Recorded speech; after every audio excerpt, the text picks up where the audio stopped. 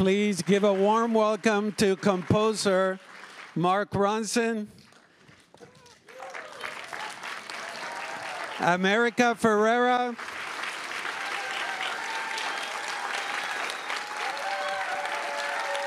and Brian Gosling.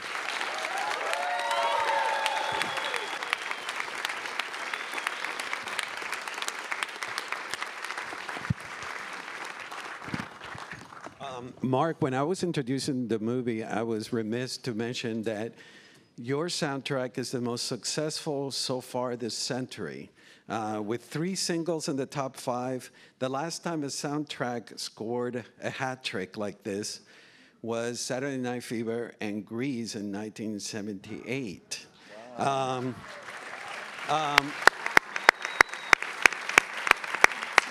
The soundtrack also has been nominated for 11 Grammy awards across 7 categories, which is pretty remarkable. You originally, Mark, were not supposed to do the entire soundtrack, correct? It was no. You know, can you? Yeah. So when it started, I had a conversation with Greta Gerwig. Hi, everybody. And I was a big fan of Greta's, and she said, I'm doing Barbie, and I just thought that was so weird and cool, and it's such unexpected. And I read the script, and it was so funny and heartfelt and charming, and she said, we're going to have 2 songs. We're going to have a big dance number, and then we need a Ken song. Like, there was just this idea there was going to be a song that would also speak to Ken's experience, I guess. And so that's it. So we got started, but then, as we wrote Dance the Night and then collaborated with Dua Lipa, and then we wrote I'm Just Ken, and then Ryan, I think you heard it, and you were like, I'm down to sing this, or I don't know exactly how. I've heard so many different versions of this story. So have I, yeah. Okay. I've heard a version where I was like a slow-boiled lobster who needed to be boiled into it. There's been a few versions. Right. Yeah. I just, I obviously had a lot of empathy for the Ken character because he's the guy that doesn't get quite what he wants in the story, and I just had that lyric, I'm just Ken, anywhere else I'd be a 10. And I think that I think picturing Ryan in the role, even while I was reading the script, was like very inspiring. It really made me sort of like fall for this character. So yeah, it was just those 2 songs, and then through the course of it, I just started getting involved in more of the music, and Greta wanted to put more and more music in the film. But I mean, your chart-topping records, you had never written for a movie, and in particular, the fact that your songs actually support the film. Was that something fun? Was it challenging? Yeah. Well, I have written some music for some bad films that nobody here will ever see, so it's not like we haven't. And then me and Andrew, who we wrote a lot to, we co-wrote "Shallow" from Star Is Born. But we did. I've never written in a way that the songs. Greta just has such a musical heart and then, to write a song and have, Ryan like bring the performance both vocally and as an actor that he did to this song. It's like the biggest gift a songwriter could really hope for. It takes this song and it makes everybody fall in love with it.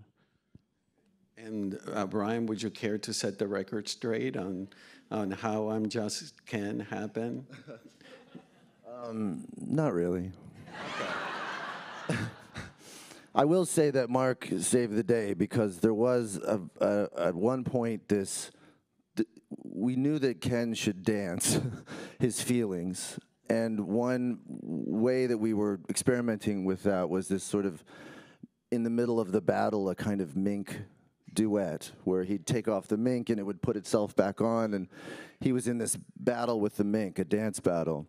And we worked on it for a while, and then I got a text saying the mink dance is dead. And I said, well, how is it dead? And they said, they killed it. And then I said, who? And they said, we can't say who, but it came from the top. And I thought, oh, okay. And they said, but in its place, Mark Ronson is going to write a song. And then, of course, something much better than the mink dance that happened. So there was that, yeah. Fantastic. America, your character, Gloria, brings in an adult woman's perspective to the film. Can you tell us about the importance of that? Yeah, I think that for me was one of the delightful, unexpected things of the script when I first read it. I mean, there was so much that was unexpected and hilarious and heartfelt. But that moment, getting sort of, 30 pages into the script and you're in the real world and realizing that this existential crisis for Barbie is not due to a young, sad girl, but in fact, an adult woman was such a delightful surprise. And I felt in that moment the way that I've heard back from so many women, they felt watching the movie of, oh, this is for us. This movie's for us. It's about our perspective and our experience. And, I think as adult women, frankly, we just don't get quite enough of that. We don't get enough of our perspective, particularly in movies about like joy and expression. And I felt like, I was in before I finished the script. I was just chomping at the bit to get to jump into the sandbox and play in this beautiful, bright world with all these geniuses. In a movie that's full of remarkable moments, your monologue is stunning.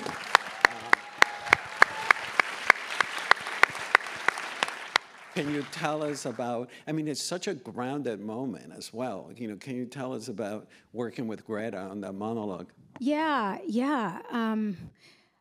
I felt like I wasn't quite sure exactly how the tone of it would land or fit into this bigger fever dream, ballet dances and mink coats world. Greta and I spent a lot of time talking about it.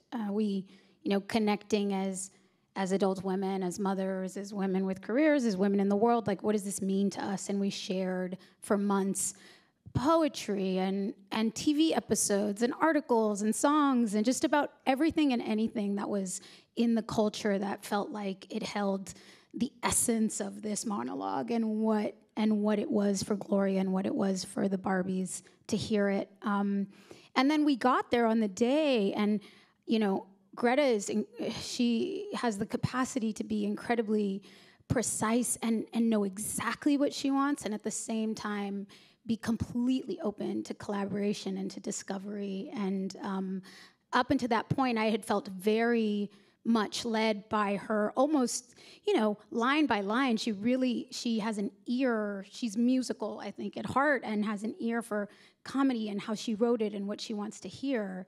And in that moment, I was sort of expecting that.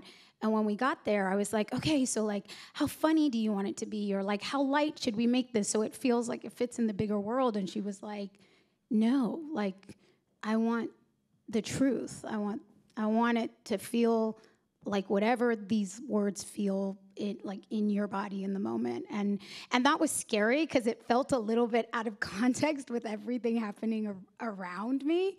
But I trusted that she knew, that she knew what she wanted to see and what she wanted to hear. And so she gave me a lot of permission, and we did it a million different ways. And what you see is largely it's Greta's choices. Well, and it's, as I said, it's a terrific moment. Ryan, both Greta and Margot couldn't be here, have said that there was nobody else but you that was going to be Ken, and that the role was written for you. Can you share with us your impressions when you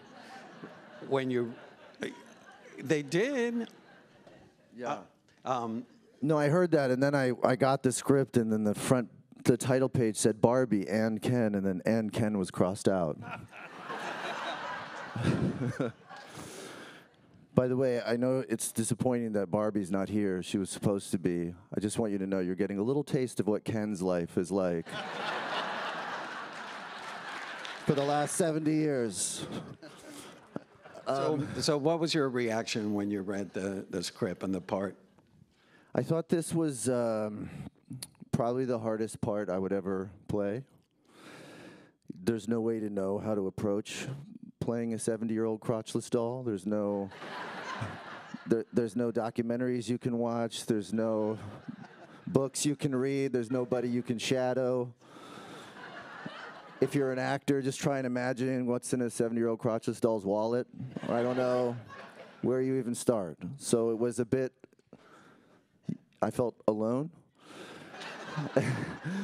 And, but I did walk into the backyard and I saw my kids had a Ken they were not playing with. And he was face down in the mud. And by a squished lemon. And I took a picture of it and I sent it to Greta and I was like, his story must be told. Like, wow. How do you follow that up? Balancing the drama and the comedy in the film, was that fun? It was, yeah. I mean, it was interesting because we didn't. There's so many tones in the film. It was hard to know exactly. You weren't really shooting for one specific tone. I mean, it like Greta. If you ever have the chance to meet her, she just contains multitudes. There's so many facets to her personality and to her, and there's so many different references, and that just getting to know her helped me understand how this film could exist in so many realms. But you know, I was a little confused at first. I thought, how was I going to approach this? And I have to credit this wonderful actress named Eva Mendes, who I happen to know. I said, how am I going to do this? And she said, just try and get Barbie to notice you. Don't worry about anything else. Just get her to notice you. And that was hard to do. And so I had to keep amping it up just to get Margot to even look my way in a scene. But that just became the sort of, and then, you know, the comedy and the tragedy just came out of that. Mark, 20 artists you work with in the soundtrack. Were there particular artists slated for particular moments in the film? And how did that come about? Yeah, we had a, you know, I sat with Greta and she had her wish list of artists, you know, to put together like Billie Eilish, Nicki Minaj, Dua Lipa. It felt like we were just making like a Christmas list that would never happen. Like it felt like we were just like, why not? And then to the fact that because of Greta's track record and people being such fans of hers, everybody actually came to the table at least to watch some of the film, and most people fell in love with it right away. So it was really fun to sit. I sat with all of these artists, sometimes in person, sometimes on Zooms, while they saw, you know, a rough assembly of the film, maybe 20, 30 minutes, and the fact that Billie Eilish and her brother Phineas saw 20 minutes and got enough of the emotional sentiment to write this beautiful song, What Was I Made For? Charlie XCX, you know.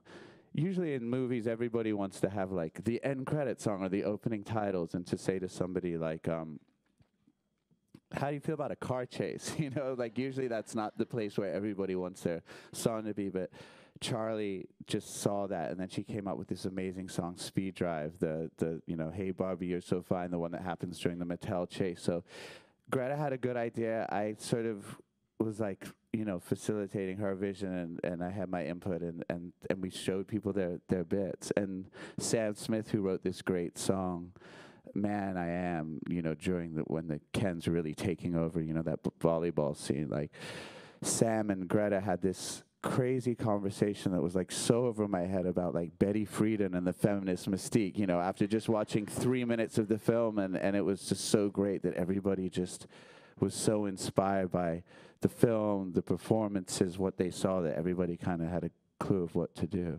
Was there one artist that you wanted that blew you off? Of course, but Well, I think actually I've now found out from like these interviews that Greta actually originally approached Barry Gibb first to see if he would write the a song. soundtrack instead of you? I think well, just to write the song maybe for Barbie's, for the song for the big party scene. I think he gave a polite no, but which was good for me.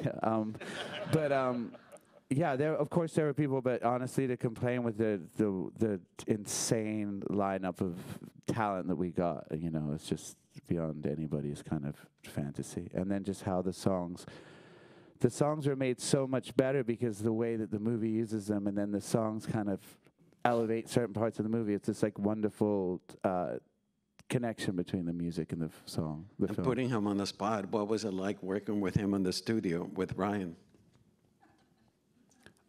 Just be nice. They don't need the truth.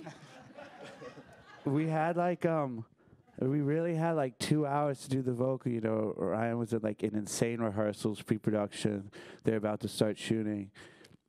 He came to this rickety old studio in Northwest London where the Clash recorded. It was just a studio that I loved, not a fancy studio. And we had a 5-minute get-to-know-you chat, a cup of tea, and he just went in and just delivered this monstrous vocal. So, and it was just so amazing, I guess, he brought the song to life because, well, he's right here, because you are Ken. You had embodied Ken. We had written the song thinking, what's Ken gonna do this? And you're like, I'll show you. I'm Ken. So it was really great. I think an argument could be made that I didn't sing that song, that Ken sang that song. Because I couldn't sing that song. It was just the key was really high, and you kept pushing me to stay in that key. Yeah. And I was like, I can't do it. And he, there was belting involved, and you're always saying I'm not a belter, right? What? I'm just kidding. You never said that. But okay. No, and you know what happened is that Ken rode in on his tiny little horse. He put me on his little shoulders and he said, let's sing it together. Wait, I have a question, if I may. If you recorded the song before filming, did you re-record it, or did you have to match those vocals, performance-wise? Because the vocals and the performance are so beautifully in sync. But it was just that was towards later in filming. Did you just match the vocals? I think this is Mark magic.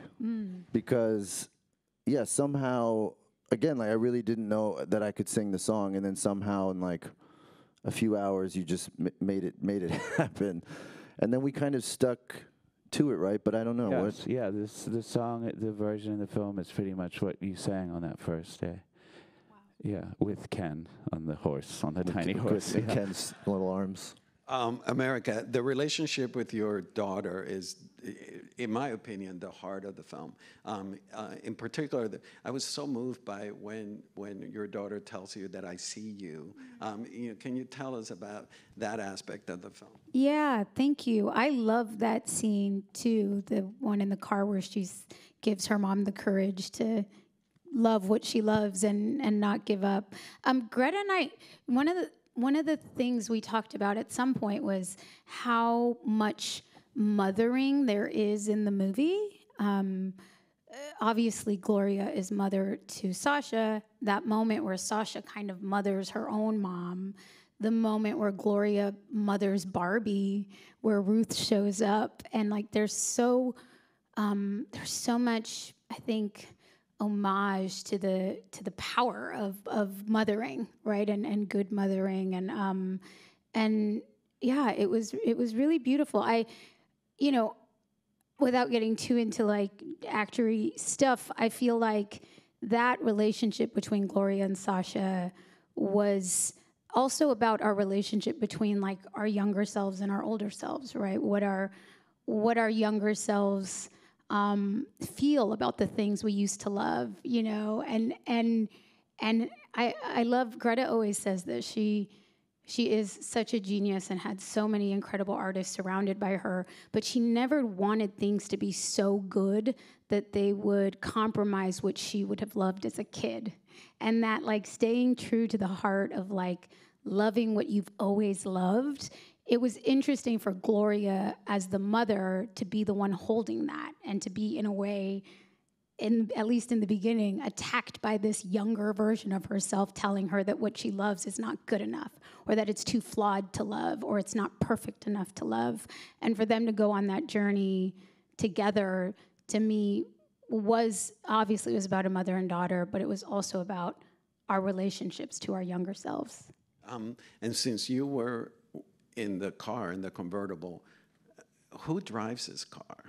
A guy, Not Ken. not Ken, like in like a lazy boy chair, essentially.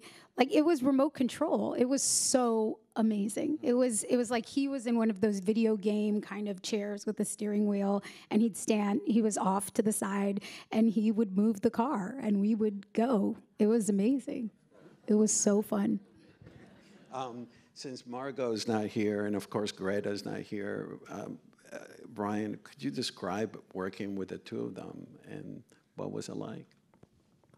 It was just really inspiring, and not just for me, but I think for everyone. I think that's what we all kind of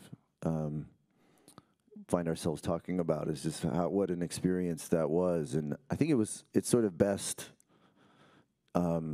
described in this. Basically, Margot had a pink day on set where everyone had to wear pink or they would be fined, and the money went to charity.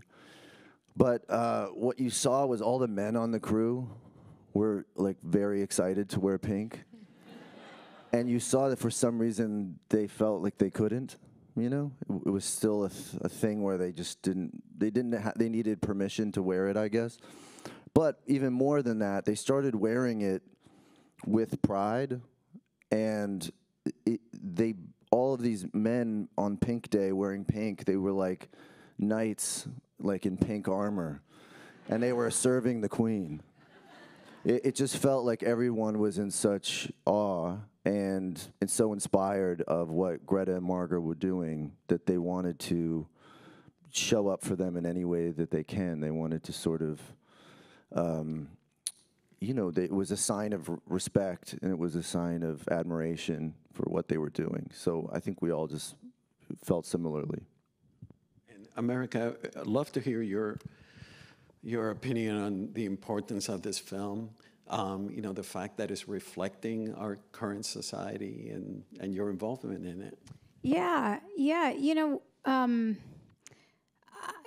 To be perfectly honest, like, I never grew up playing with Barbies. I never really grew up feeling connected to the Barbie world. I wasn't necessarily reflected in that world. And, not to mention, it was really unattainable. We were poor and couldn't afford Barbies. And so, of course, everyone knows Barbie and has a relationship to it, good, bad, or indifferent. But for me, it was mainly like I didn't exist in that narrative. And so a really big part of reading the script was realizing that, not only was she, wrote this part of Gloria as a non-white woman, as a Latina, but that the Barbie world had transformed, to include so many more of us. And I felt like that was important. It was important that we evolved this icon and figure of womanhood so that more people could see themselves, so more children could grow up seeing themselves reflected in the dominant culture. And the fact that this movie is so huge and in the world and, a part of so many conversations, and that so many more people get to be a part of that and see themselves in it, I think that that's probably, as important as any other piece of this. I adore, going back to your monologue, I love the message that you get across, always be grateful. Is that something that was always in the script, or it? That was actually a line that I gave to Greta and that she put in the script. Everything else in that monologue, some people think I wrote the monologue, which I did not. Greta and Noah wrote the monologue, but really probably Greta wrote the monologue. That part of it, right? Like, that monologue was probably Greta. we changed like a word here and there together, and that one line, always be grateful, came out of conversations that Greta and I had, which I think is an experience that a lot of women have, and in particular women of color, that when someone opens a door for you, your position of power in that room is to be grateful you're even there, right? And so the way you behave and what you ask for and what you're willing to contribute is all about staying in your place. And when you come from a place of just be happy you're in the room, you can't really contribute everything you're there to give. And if you're only in the room because someone let you in, you're always reminded that that same person can let you out, right? And so that was the conversations about, as women, as a person of color, that feeling of how do we move beyond the feeling of I'm just so glad to be in this room, which is true, but also knowing that we earn our spot in the room, that we earn our place at the table, and that once we're there, we only contribute if we can be our whole selves. And Mark, I would also just say that if you like that monologue, you should see, and if you haven't already, America's TED Talk. Ryan Gosling is my new publicist. It's equally as inspiring, and it's why this part of the film is so moving, because America is so authentic in that role, and I'm not surprised to hear that you added that line, but I would highly recommend that TED Talk. Sorry, next question. Well, thank you. Ryan. And Mark, I would be remiss not to bring up the fact that you also wrote the score.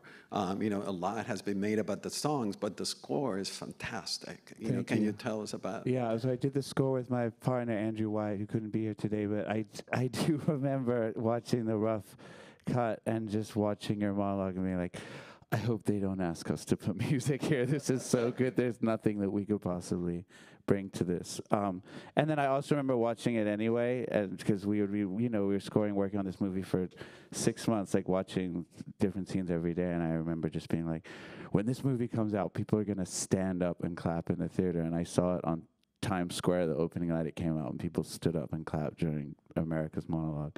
But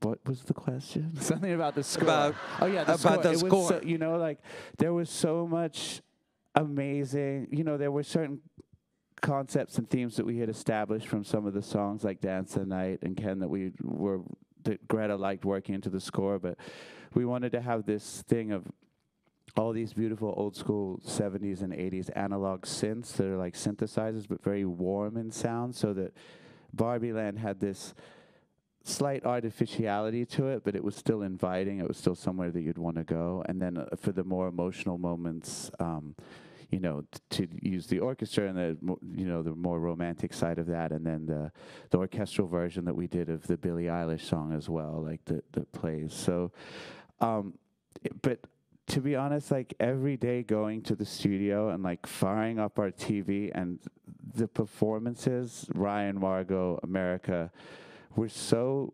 inspired, emotional. I kind of had like this lump in my throat most of the time that we were writing, because I was just so moved. I think of like the Margot, why'd you have to wish me to your messed up world, where she has the meltdown and it's you and Sasha. Like, it was just all so emotionally rich and evocative that, yes, we had to do 18 drafts of certain things, but there was always inspiration like flying at us from every which way.